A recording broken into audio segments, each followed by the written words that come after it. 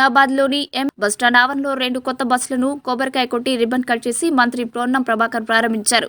బస్సులో ఎక్కి ప్రయాణికులతో ముచ్చటించి జీరో టికెట్ బస్సు ప్రయాణం ఎలా ఉందని మహిళలతో అడిగి తెలుసుకున్నారు. ఈ కార్యక్రమంలో municipal chairperson Akula Rajitha Venkata, vice chairperson అయిన Anitha, Congress floor leader Chittari Padma Ravinder, single window chairman Bolisetti Shivaiah, RDO బెల్ సాలిం, డిఎం, వివిధ శాఖల అధికారులు తదితరులు పాల్గొన్నారు. ప్రజలకు యావత్ తెలంగాణ ప్రజలకు కూడా నూతనంగా 1000 బస్సులు రాబోతా ఉన్నాయి. అన్ని డిపోలకు వస్తాయి.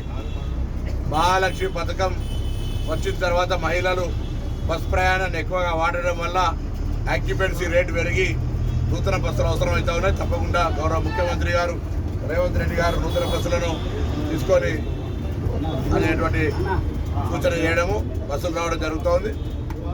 మేమందరూ ఒకటే ఈరోజు కొద్దిగా మహిళలు వచ్చినప్పుడు గౌరవించాలి. అదేవిధంగా పురుషులకు కూడా ఇబ్బంది పడుతున్నటువంటి పరిస్థితుల్లో స్కూల్ టైమింగ్స్ వాటన్నిటిని చూసుకొని ప్రయాణికులే కొంచెం సమన్వయం చేసుకునేటువంటి అవసరం ఉంటుంది.